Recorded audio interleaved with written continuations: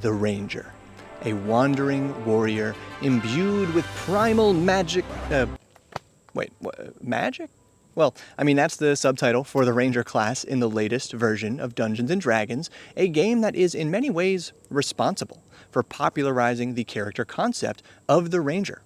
So, then why is it that Rangers in D&D and other role-playing games often seem to miss their hunter's mark?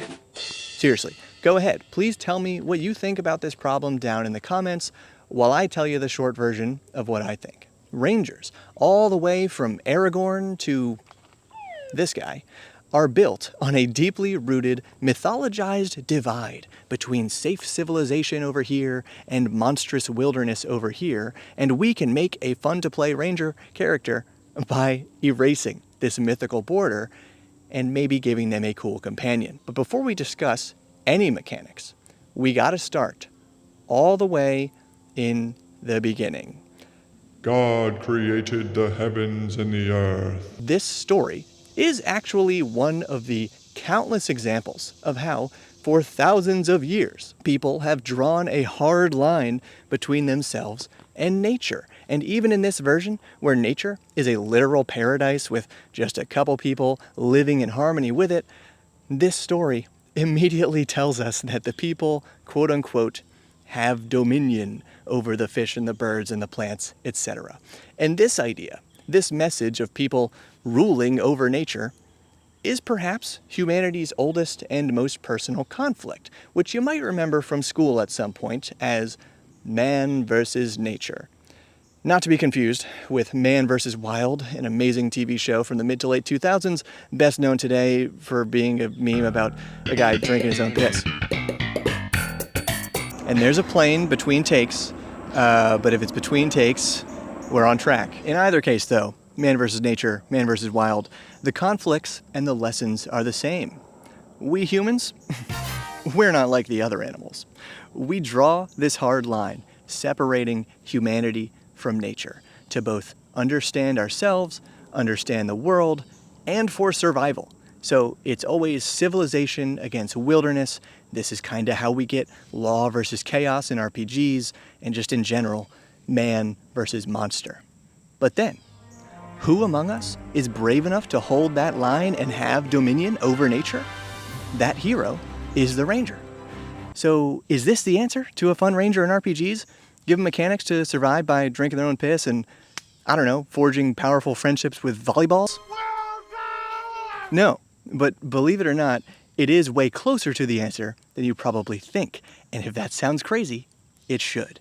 Because we are challenging thousands of years of ingrained cultural beliefs, it should feel a little weird, I guess. But for the purposes of the Ranger, and particularly the Ranger in 5e style gameplay, where wilderness exploration is barely part of the game, all that means is that we have to bust this ancient myth and stop thinking and designing as if there's a difference between kinds of wilderness and even between wilderness and civilization. And maybe the best way for me to make this case in RPGs is to talk about the concrete jungle, cities. And conveniently, I get to do that by breaking down a wonderful, high fantasy, urban, yet wilderness-like setting that also happens to be this video's sponsor, City of Arches by Sly Flourish.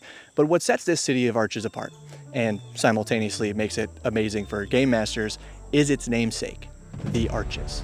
Because of course, you can plug this city into any fantasy setting, and of course, it's got a mix of political intrigue and high adventure both on the streets and below them. And of course, it's a melting pot for all manner of fantasy peoples.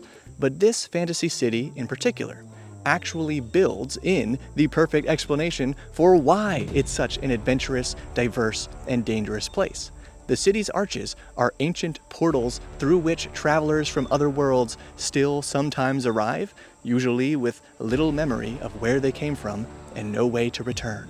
Now, to talk about how the survivalist ranger would be a fun character to play, even in the city, I'm going to highlight two locations found in this book.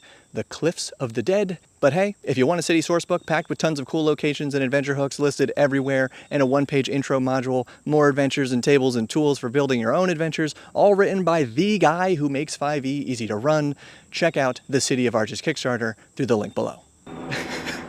There's another plane right away. Literally directly above me. What are the okay. The Cliffs of the Dead are basically a cliffside network of catacombs. And obviously, if your ranger has a favored enemy mechanic of some sort, and that enemy is undead, they'll be able to kick some butt here. But aside from all that, the survivalist ranger character should be good at moving through this and any environment. Flat out. Water, snow, sand, muck, vegetation, even up and down walls. I don't care if it's cliffs, buildings, or dungeons, this character should be at least as good as a rogue at scaling around and scouting from high places to see what their elf eyes can see. Another thing, the Cliffs of the Dead are cool because older tombs are slowly and inexplicably drawn deeper into the mountain, so the newest tombs are always at the cliff face.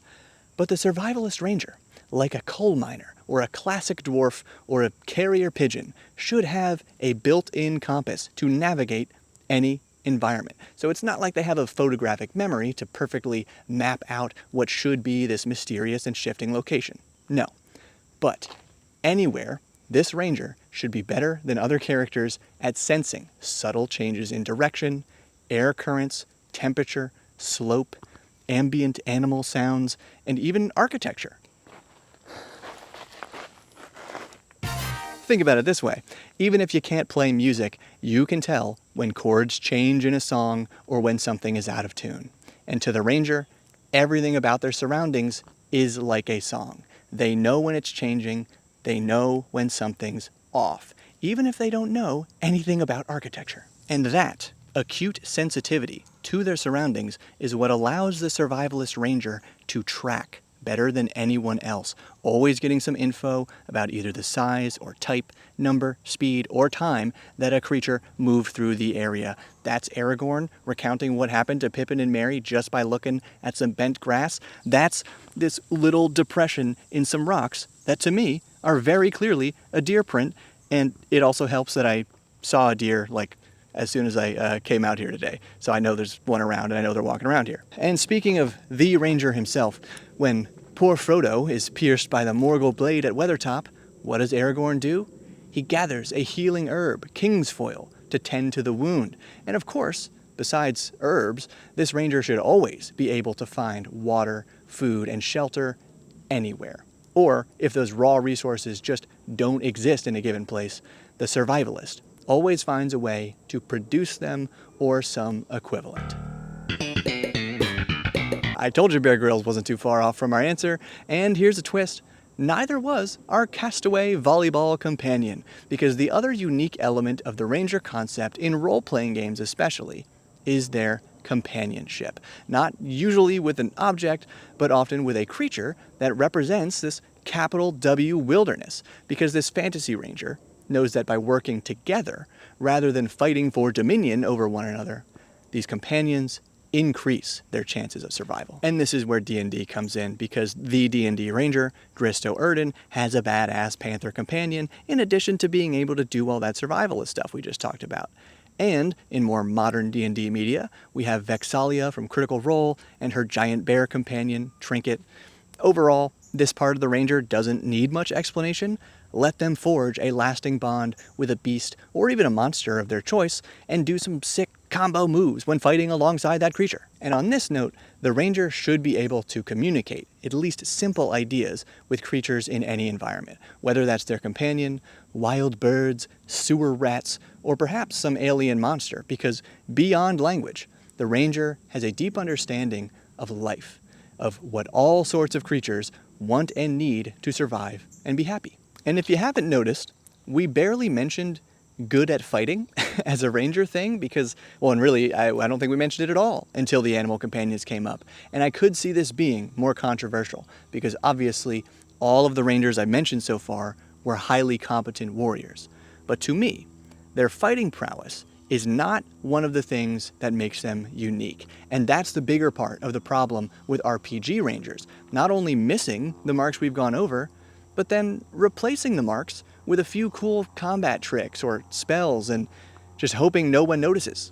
And I think we all noticed. I mean, I know XP to level 3 noticed and everybody who watched his video noticed.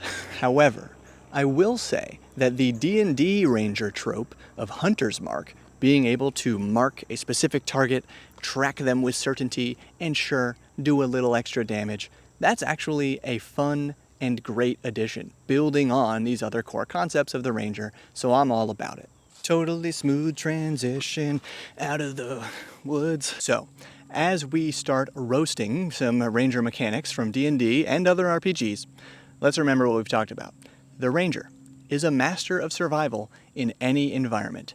They are swift, they are stealthy, and unhindered by any terrain, including climbing and swimming. They can track anything, anywhere. They can forage anywhere. Maybe you got some herbalism going on and a monster companion, or at least being able to recall information and communicate with a wide variety of creatures. And as we go along, please tell me in the comments what you like and what you don't. Then remember to give this video a thumbs up if you're liking any of these ideas. D&D 5e 2014 Ranger. Favorite enemy? Good idea, but too limiting. The Ranger should be able to track anything, anywhere, and have at least some minimal communication with a wide variety of creatures. The good part of this is having a little extra knowledge about a specific type of creature, but more creatures would be better. Natural Explorer. Good idea, but too limiting. All terrain should be the Ranger's favorite terrain, and when it comes to movement, stealth, navigation, foraging, tracking, etc. Fighting style is kind of irrelevant to the core concepts of the Ranger, but sure, it's a fun addition. And spellcasting is where we start to go off the rails, because this is a whole branch of the Ranger's features that is, at best, an easy way to hand wave all the cool things a Ranger should be good at, and at worst, a total distraction from all the cool things a Ranger should be good at. I'm not really a fan of it. Some spells, sure, but even this feels like too many to me. Okay, and that is weird, because they were flying right over me over there, and now he's right over me over here. So subclass Beastmaster also feels like a good idea. That's too limiting. I think that all Rangers should have a badass companion to do sick combo moves with and communicate simple ideas with them. Subclass Hunter feels more like fighter maneuvers than Ranger maneuvers to me. Primeval Awareness, though, is interesting. Being able to sense the presence of certain creatures in their surroundings is absolutely on the right track, but I'm still not sure about the best way to implement this kind of thing. Extra attack? Sure. Landstride is amazing, but instead of level 8, Rangers should be able to move through any environment swiftly at level 1 or soon thereafter. Hide in plain sight, again, they should be able to camouflage themselves in any environment around level 1. Definitely not level 10 when barely anyone even plays the game, which is also why we're going to cut that off right there. Next, D&D 5e 2024 Ranger. Let's see what changed. Spellcasting is the first feature, so kind of off to a bad start for all the same reasons that spellcasting didn't make much sense 10 years ago. It's hand-waving the cool stuff they should be able to do, or replacing the cool stuff they should be able to do. Favorite enemy? Significant improvement. This builds in Hunter's Mark, which we talked about, and I love that. Weapon Mastery, again, feels kind of irrelevant, but it's a fine addition. Deft Explorer, though. This gives the Ranger more languages, which works with the idea of communicating with more creatures. But for a feature called Deft Explorer, this trait was kind of misleading and disappointing to me. Fighting style, still irrelevant, but still fun. Subclass Beastmaster, still a great idea, but still think every Ranger should have a companion. Subclass Fey Wanderer feels completely off the mark to me. This lets the Ranger deal psychic damage, cast more spells, and improve their charisma checks. So that last one is in the ballpark of being better at communicating with a wide variety of creatures, but it all feels way more like they want this to be a bard, not a Ranger. I don't get it. Gloomstalker. This is really cool, but it does feel a lot more like a rogue assassin than a Ranger. And Hunter, this builds on the Ranger's Hunter Mark and gives them more knowledge about other creatures, so this is actually very nice. Extra attack is the same. Roving makes them faster while swimming and climbing, which is spot on for the Ranger. But I do feel like it should come at level 1 or 2, not level 6. Expertise makes them better at a few skills. Sure. And Tireless makes it harder for them to gain exhaustion and gives some extra hit points. Again, cool ideas, but unfortunately, almost no one will experience them because they happen at level 10. Next, Tales of the Valiant 5e Ranger. Although technically I'm looking at the free reference document because I don't have the full book, so we're probably going to be missing some subclasses. Explorer. This is an amazing start. faster climbing, faster swimming, always having advantage to track any creature, and always moving through difficult terrain as normal as their first level 1 feature, and we've already captured about 1/3 of the Survivalist Ranger? That's great stuff. Mystic Mark. Sounds like a fun nickname, but this is Hunter's Mark. Great. Martial action. This is like a cool fighter maneuver. Spell casting. Here we go again. Subclass Hunter gives extra spells, but also extra knowledge about nearby creatures, more extra damage, and a feature that lets you gain even more knowledge about different types of creatures from day to day, granting some cool bonuses in combat. That's actually a really cool way to give the Ranger cool combat stuff by building on their core concepts instead of just giving them fighter stuff. So I wish we had some, cool combat moves building on the core concept of the Beast Companion. Maybe this game includes a subclass like that in this book, but it's not in the free version, and I still don't think it should be a subclass. I think everybody should get the Beast. Extra attack, same. Empowered Mark, self-explanatory. It's Hunter's Mark but better. Stalker's Step, becoming straight up invisible in almost any environment. That's wonderful. And even though it's late, it is really powerful, so that makes sense to me. And Heroic Boon, either more magic or better marking, but whatever, because it happens at level 10. Next, Nimble 5e Hunter. Hunter's Mark. Got it. Forager gives advantage to find food and water. Awesome. Thrill of the Hunt. This is a resource that you gain and spend during combat, allowing more damage or slowing down targets, which again makes them more like a fighter than a ranger, but in all fairness, this is a hunter, not a ranger, so it does kind of make more sense, and we get more of that as we go along. Subclass Primal Stalker gives better tracking and ambushing. Subclass Survivalist, great name, gives extra movement, health, and some herbalism, very nice. Thrill of the Hunt 2. Access to more fighter-like abilities. Peerless Hunter gives more resources for Thrill of the Hunt, and then we have Thrill of the Hunt 3 and Thrill of the Hunt 4, and then Explore the Wilds, which gives extra movement and climbing. Good, but late. And Elemental Quiver gives some cool magic arrows, obviously focused on ranged fighter types, which again is more the theme of this class. So now how about that DC 20 Alpha Ranger? Ranger Martial Mastery.